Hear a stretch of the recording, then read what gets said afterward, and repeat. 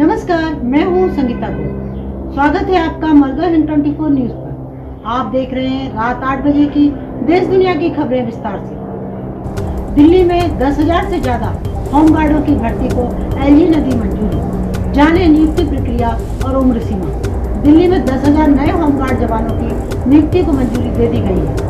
उपराज्यपाल विनय कुमार सक्सेना ने सोमवार को नए होमगार्ड जवानों की भर्ती को मंजूरी दी। इसी के साथ एलजी ने मार्च 2024 तक भर्तियां करने के आदेश दिए हैं। एलजी सक्सेना ने 10,285 नए होमगार्ड वॉलंटियर्स की नियुक्ति को लेकर एक समीक्षा बैठक की। इसके बाद उन्होंने अधिकारियों को निर्देश दिया कि मार्च 2024 तक भर्ती प्रक्रिया को खत्म किया जाए। एलजी कार्यालय की तरफ से यह भी जानकारी दी गई कि उपराज्यपाल ने यह भी निर्देश दिया है कि भर्ती प्रक्रिया को तेजी से पूरा किया जाए और नियुक्ति में पूरी पारदर्शिता बरती जाए। पूर्व सीडीबीएस को नियुक्ति में 10 बोनस अंक भी दिए जाए। ज्यादा टीमों को लगाकर नियुक्ति प्रक्रिया को गति दी जाए ताकि शारीरिक जांच प्रक्रिया में तेजी लाई जा सके। सुरंग में फंसे 41 मजदूरों तक पहुंचा 6 इंच चौड़ा पाइप। अब इसके जरिए ही भेजा जाएगा खाना। उत्तरकाशी की सुरंग में फंसे मजदूरों को अब संतुलित आहार मिल सकेगा। प्रशासन को इस मामले में बड़ी सफलता हाथ लगी है। प्रशासन ने सुरंग के भीतर तक 6 इंच चौड़ा पाइप भेज दिया है।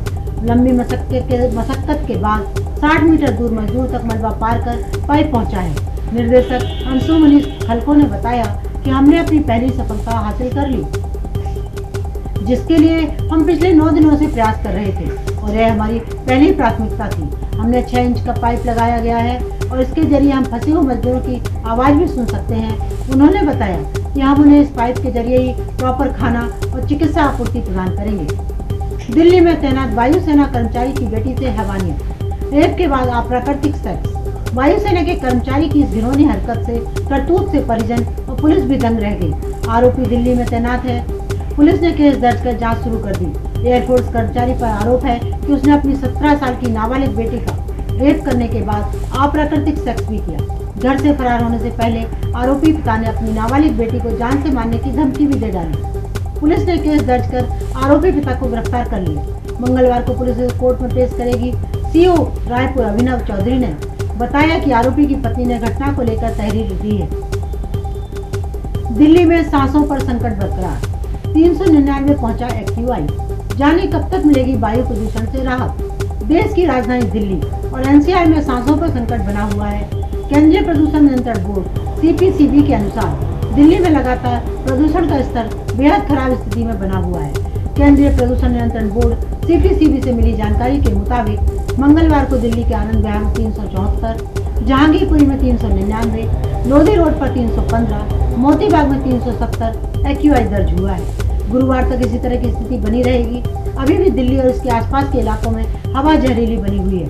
बीते दिन राजधानी के 27 इलाकों में हवा बेहद खराब श्रेणी में है और 6 इलाकों में हवा खराब श्रेणी में रही।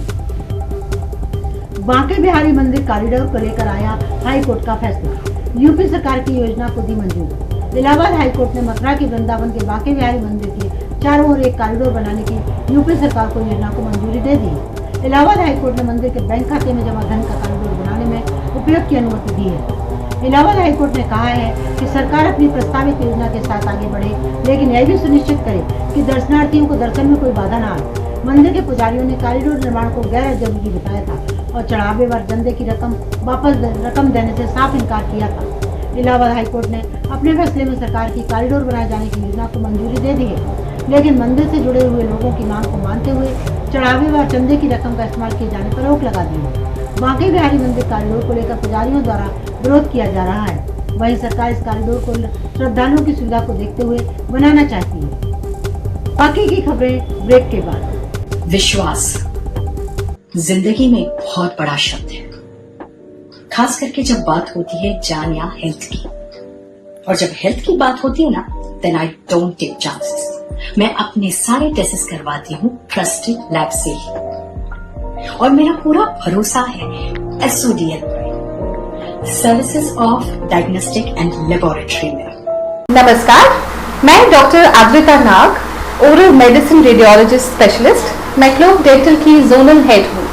क्लोक डेंटल एशिया का लार्जेस्ट डेंटल चेन है और बहुत जल्दी हम 1000 क्लिनिक से ज्यादा खोलने वाले हैं। मेरा विशेष जो है वो ओरल कैंसर के ऊपर है। आप सभी में देखा गया है, कई बार आप लोगों को डर है, प्रश्न रहते हैं, जिज्ञासा रहती है ओरल कैंसर के बारे में। तो आप में से किसी को भी कोई प्रश्न रहेगा, हर सोमवार 1 बजे से मुझे कांटेक्ट कर सकते हैं अपने किसी भी प्रश्न के साथ। मैं मरुधर 24 न्यूज चैनल में अवेलेबल रहूंगी। Thank you. Jaganpur Afzalpur interchange से जुड़ेंगे यमुना सिटी के सेक्टर। ईस्टर्न फेरीफेल एक्सप्रेसवे का सफर होगा सुहाना। यमुना एक्सप्रेसवे और ईस्टर्न फेरीफेल एक्सप्रेसवे को जोड़ने के लिए ग्रेटर नोएडा में जगनपुर अफजलपुर के पास बनने वाले इंटरचेंज से अब यमुना सिटी के सेक्टर भी जुड़ेंगे। इसके लिए 60 मीटर और 30 मीटर चौड़ी सर्विस रोड पर उतार चढ़ाव के लिए रास्ते बनाए जाएंगे। इस काम में करीब 59 करोड़ रुपए खर्च होंगे, जबकि दोनों एक्सप्रेसवे को जोड़ने में करीब 122 करोड़ रुपए खर्च होंगे। यमुना प्राधिकरण का दावा है कि जल्दी इस इंटरचेंज का काम शुरू हो जाएगा। किसानों की मांगों के चलते काम नहीं शुरू हो पाया, अब काम शुरू होने की उम्मीद है। इजराइल के खिलाफ रूस, तुर्की समेत 40 देशों ने खोला नया मोर्चा। 1000 नार्वों में 4500 लोग क्यों जा रहे हैं गाजा। इजराइल हमास युद्ध के बीच करीब 1000 नाव बुधवार को तुर्की से गाजा की ओर रवाना होंगे। इन नावों पर 40 देशों के करीब 4500 लोग सवार हैं, जो इजरायली नाकाबंदी तोड़ने और इजराइल के समुद्री व्यापार को बाधित करने की कोशिश करेंगे। 1 दशक पहले भी इसी तरह की एक कोशिश हुई थी, जिसे इजराइल ने नाकाम कर दिया था। नई कोशिश उसी की पुनरावृत्ति है। इस मुहिम को फ्रीडम फ्लोटिला नाम दिया गया है। समंदर में जा गिरा यूएस नेवी का विमान। 9 घातक मरीन कमांडो ने तैरकर बचाई जान। अमेरिकी नौसेना का एक बड़ा विमान मरीन कॉर्प्स बेस हवाई के रनवे से आगे निकलने के बाद कैनोहे खाड़ी में जा गिरा। सूत्रों ने बताया कि विमान में 9 लोग सवार थे और वे सभी किनारे पर पहुंच गए। अमेरिकी नौसेना का एक बड़ा विमान मरीन कॉर्प्स बेस हवाई के रनवे से आगे निकलने के बाद कैनोहे खाड़ी में जा गिरा। सूत्रों ने बताया कि विमान में 9 लोग सवार थे और वे सभी किनारे पर पहुंच गए हैं। हालांकि विमान समुद्र में डूब गया। सूत्रों के मुताबिक सभी घायलों को बेहद मामूली चोटें आई हैं। वे खुद से तैरकर किनारों तक पहुंचे हैं। यूएस मरीन कॉर्प्स के प्रवक्ता गनरी सार्जेंट ऑरलैंडो पेरेज ने समाचार एजेंसी एसोसिएटेड प्रेस को बताया कि एक वही विमान था जिसका इस्तेमाल सैन्य निगरानी के लिए किया जाता था। विमान का नाम बोइंग PR पोसीडॉन है। हाथियों को ट्रेन से बचाने के लिए बनाए जाएंगे अंडरपास। रेलवे ट्रैक के दोनों ओर लगेंगे बैरिकेड। हाथियों को ट्रेन की चपेट में आने से बचाने के लिए रेलवे प्रशासन और वन विभाग ने कमर कस ली है। जल्द हाथियों की ट्रेन की चपेट में आने से बचाने के लिए अंडरपास बनाए जाएंगे। साथ ही रेलवे ट्रैक के दोनों ओर बैरिकेड लगेंगे। ट्रेन से टकराकर हाथियों की लगातार हो रही मौत के बाद अब रेलवे प्रशासन और वन विभाग की नींद खुली है। तराई के जंगलों में भारी संख्या में हाथियों का वास स्थल है और जंगल के बीचों बीच कई रेलवे ट्रैक भी बने हुए हैं, जिससे ट्रेन की चपेट में आने से आए दिन हाथियों की मौत होती है। बताया जा रहा है कि वंदे भारत ट्रेन का जल्द संचालन हो सकता है। ऐसे में दुर्घटनाओं को कम करने के लिए रेलवे प्रशासन और वन विभाग ने तैयारियां शुरू कर दी हैं। यमुना में झाग, भाजपा और एलजी के हमलों के बीच आम आदमी पार्टी का पलटवार। क्या कहा, छठ पूजा सोमवार को खत्म हो गया, लेकिन सियासत जारी है। यमुना में प्रदूषण को लेकर जमकर बयानबाजी देखी जा रही है। भाजपा नेता शहजाद पूनावाला ने दिल्ली के मुख्यमंत्री पर हमला बोलते हुए कहा कि अरविंद केजरीवाल यमुना को साफ करने में विफल रहे हैं। केंद्र के दिए गए हजारों करोड़ रुपए प्रचार या भ्रष्टाचार पर खत्म कर दिए गए। वहीं उपराज्यपाल VK सक्सेना ने यमुना में झाग की तस्वीरें साझा करते हुए कहा कि साल दर साल वादे तो किए गए, लेकिन यमुना की हालत नहीं बदली।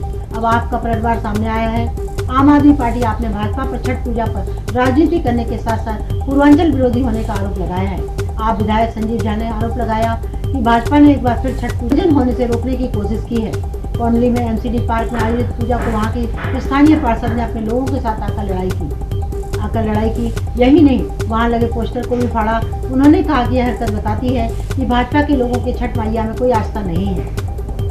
नमस्कार, आप देश दुनिया की ताज़ा खबरें देखने के लिए हमारी वेबसाइट www.mardahind.com को लॉगिन कर सकते हैं। आप हमें फेसबुक, इंस्टाग्राम पर भी फॉलो कर सकते हैं। धन्यवाद।